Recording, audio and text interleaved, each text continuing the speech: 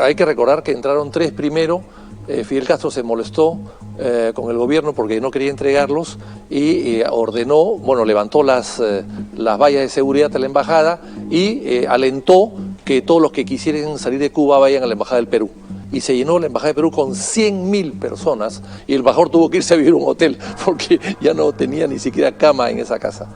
Bueno, y a raíz de eso vienen el Marielito, vienen una serie de cosas, pero siempre quedaron al final un grupo de 8 o 10 personas en la embajada que eran soldados, algunos de ellos policías, y no querían ser entregados. Entonces, yo recibí la invitación de Osmani Cienfuegos, secretario del Consejo de Ministros de Cuba, para visitar La Habana y a establecer unas buenas relaciones con el gobierno, porque había el antecedente pues de que había habido una guerrilla en el primer gobierno de Belaúnde y había habido un problema allí con Cuba, y el año 80 no se quiso invitar a Fidel Castro a la transmisión de mando del año 80, el presidente Belaúnde prefirió que no le extiendan una invitación.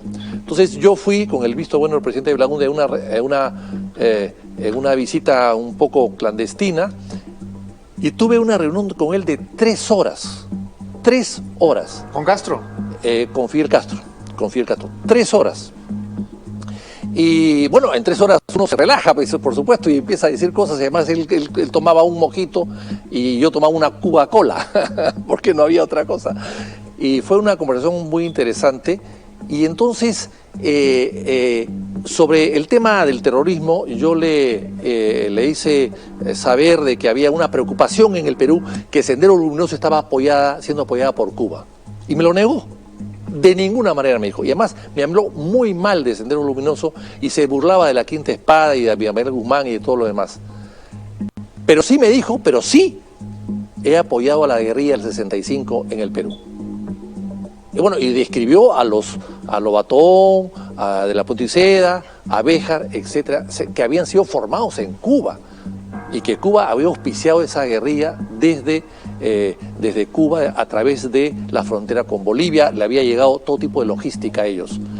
Entonces yo le dije, ¿pero por qué? Porque claro, esta es una herida abierta que está entre el gobierno del presidente Belaúnde y el gobierno de Cuba. Entonces él me dijo, bueno, yo apoyé esa guerrilla como reacción al bloqueo de la OEA. Yo le dije, pero el canciller Porras Barnechea fue muy amigo de Cuba y defendió a Cuba. Sí, pero el bloqueo fue de la OEA, de Estados Unidos, y yo tenía que reaccionar contra eso. Y por eso es que escogí al Perú, para que en el Perú golpear a los Estados Unidos y a los países que habían apoyado a los Estados Unidos en la OEA, en el bloqueo que me están haciendo. ¿Cómo te explicas, Vitocho, estas declaraciones tan delirantes que le hemos escuchado a Béjar en el sentido de que el Sendero Luminoso es un invento de la CIA? Bueno, yo creo que es un hombre que arrastra los pies ya y debe estar arrastrando también su mente, ¿no? Debe estar senil, porque un hombre con 2 o 3 dedos de frente no puede decir tremenda estupidez. No lo puede decir. Ese hombre es canciller, me da pena por el Perú, que tenga un canciller de tan poca ilustración y después de una avanzada senitud, debe ir a una casa de reposo, no a la casa de Torre Tagle. Estamos de acuerdo en eso. De hecho, al inicio del programa comentábamos que lo que ha hecho es una exhibición de síntomas médicos, ¿no? Que creo que algún neurólogo debería tomar atención. Y en la Cancillería no hay neurólogos, pero hay que enviarle rápidamente uno.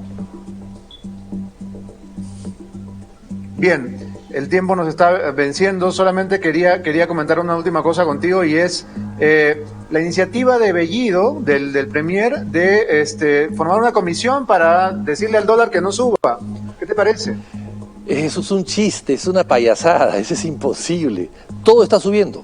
Todo está subiendo por el dólar, todo. Pero lo ha dicho. ¿Y cómo lo quiere bajar? La única manera de bajarlo es que él renuncie. Si él renuncia mañana, el dólar baja, estoy seguro. Muy bien, gran consejo. Gracias, Vitocho, por estar en el programa. Gracias también. Nosotros nos vamos.